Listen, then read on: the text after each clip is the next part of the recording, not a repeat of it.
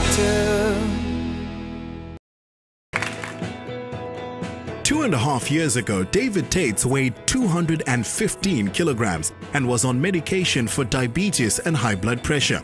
He underwent gastric bypass surgery, but when his weight loss hit a plateau, David started participating in endurance races and lost 85 kilograms. I've been overweight all my life, and eating was obviously always a problem for me. Generally too much and the wrong things. You live a stressed, hectic lifestyle. You reach for the fast food, something you can grab straight away, and don't plan your meals properly. And with all of that, obviously my life, it got out of control. The heavier you get, the harder the exercise becomes, so you start doing less and less of it. It's nice to be able to inspire other people, to actually get off the couch. Yes, you can't just get off the couch and go and do a half Ironman. There's quite a few steps you have to do in between, but everyone can do something, and all you got to do is set yourself an achievable goal, make it difficult, but then go out there and work out how you're going to get there. And once you do it, you'll realize how much better everything becomes because you are so much fitter and healthier. Well, when I met David, he was overweight, but I fell in love with him as a person at that size. And I'm still in love with him, even though he's lost the weight. He's still the same person. But we have this joke that I could take him to the Advertising Standards Authority, because when I met him, I thought I was marrying an extreme couch potato, and I've ended up with an extreme sportsman, and no one saw that coming. Life changed quite dramatically after surgery. This was the amount of food he could eat in one meal. This was his dinner plate. So I would sit with a normal sized dinner plate and he could only have this much food. So I felt quite shy and embarrassed to eat in front of him, and I'd end up leaving the flat and going eating even more than normal outside. I turned into a bit of a binge eater.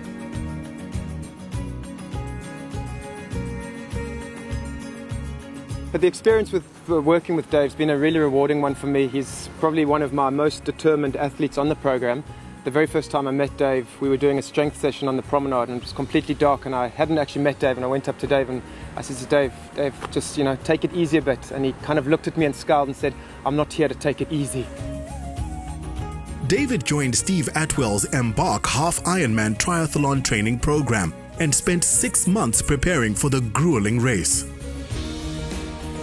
With David, the highlight was definitely at the race, at the 70.3 race, on race day itself.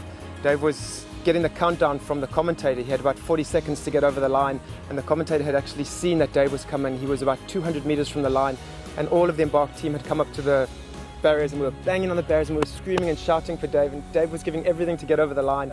And then he got the 3, 2, 1, and Dave was maybe about 100 meters away from the line, and he kind of bent down, and then the music just went quiet. The commentator didn't know what to say. We all stopped and we just looked, and then Dave suddenly stood up and he looked at the line and he carried on running, and with this 100% determination he got over that line, missing the cutoff by about 40 seconds, but he got the biggest cheer of the day. The Ironman training was very hectic. We did a lot of 70k rides followed by 15-kilometer runs, and that's the sort of training you need to do in order to be able to exercise for 8.5 hours without stopping. But the whole thing was, the training was amazing because you're doing it with so many other people. Everyone's there encouraging you, everyone's helping you, and you're helping others as well, and it actually makes it fun as well as hard work. In the future, I've got quite a few races lined up. I've got to take an hour and a half off my August time. I'm doing my first 2 Oceans half marathon, and obviously in January next year there's the Ironman in East London, where I've got to go and collect a small piece of metal that I forgot behind it. We live in one of the most beautiful countries in the world. You can go outside and do something almost every weekend of the year. So try to do something, even if you're starting off with a walk, a short cycle, anything like that. You can achieve anything you want to achieve, but you've got to take that first step. If you don't take the first step, you'll never get anywhere. David may not look like a triathlete, but he is one. And swimming, riding and running prove that a little determination can go a long way. I want to live the best life.